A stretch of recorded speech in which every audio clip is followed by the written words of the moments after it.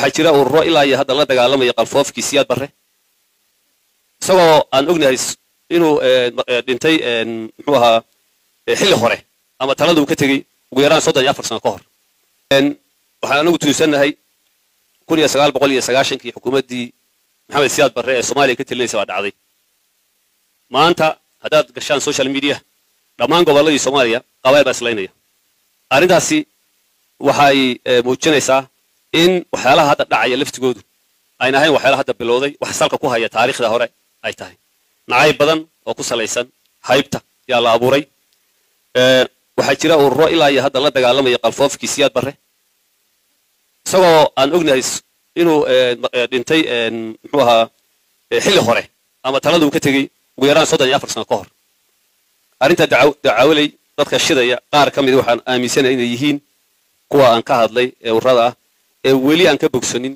dhibaatooyinkii waaga dhacay waxaan ugu baaqaynaa naca iyo qalfoof la dagaalanka siyaasadda ku salaysan inayna ahayn mid horumar iyo nabad gaarsiinaysa arrinta dacawalay dibada xarshin ka dhacday oo ogaayay in qalbiga aad ku haysaan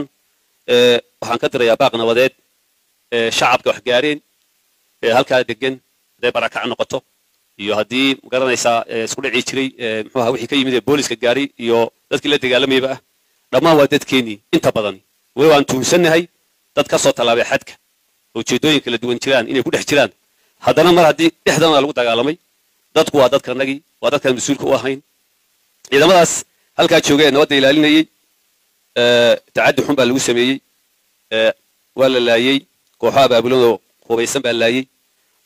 aad iyo aad baan ugu tacsiyanaya ciidamada aad iyo aad baan ugu tacsiyanayaa dhibaatadaa soo gaadhay ilaahay ha u naxariisto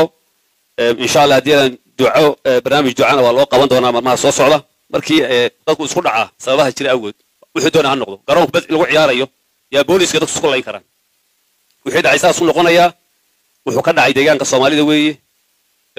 dawacali waxay la mid tahay shin ila maanta aan joogno oo kale waa mas'uuliyad xukuumadda deegaanka Soomaalida saaran waxa hadda aad looga hadlayay xasuuq baa ka dhacay meesha waxa kale oo laga hadlayay ciidankii liiga booliska waa xasuuqno waan ka adkaanay labada arrimoodna midun bay noqonaysaa marka haddii booliskii la xasuuqay maxaa loo xasuuqay oo loo laayeen bay noqon hadday iyagu xasuuqeenna ciddii xasuuqeen ee maatida ah yaynu baariyon wada ogaan doonaa waxaan ku kalsoonahay hal qof oo maati ah oo hubaysane ciidanka la dagaalamay aan ahayn halkaa inay kaga dhicin waan ognahay waan la soconaa si kastaba ha ahaatee colaadda laftigeedaaba dhibaata hooyada ka kac barnaamij la rabo in siyaasadaha laga biyadiiday ee geeska ka jira xudunta ay ka qaraxda ay deegaanka Soomaaliyeed noqoto oo deegaanka Soomaalidu uu ka falceliyo arrimaha oo dagaal ka bilowdaan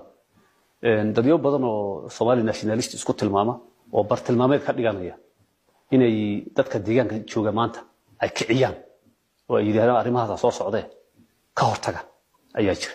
Soomaalinimada laftigeeda laga hadlayo Soomaalinimo iyo siyaasad ahaan sida loo kala maamulka lagu kala jira waa inay caddaata anagu Soomaali baan nahay waxaan u malaynayaa cid Soomaalinimo naga sheegan karta inay jirto geeska inay ku nooshaa ma qabo haday dhaqan noqoto haday luqad noqoto haday taariikh Soomaalinimo iyo halgankeed noqoto midnaba cid naga sheegan karta ma jirto waana la ogyahay laakiin maanta waxaan u aragnay dantanadii iyo maslaxadanadii dalka Itoobiya ee ka tirsannahay inaan horumar dhaqaale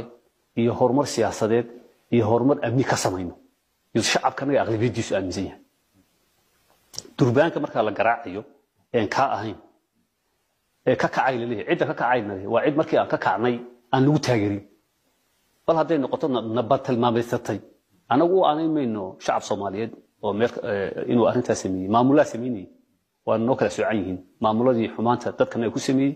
iyo shacabkii Soomaaliyeed balaarna ee ilaa iyo maanta noo arka dad walaalahooda anagu aan u aragno way noo kala duwan noo kala soocan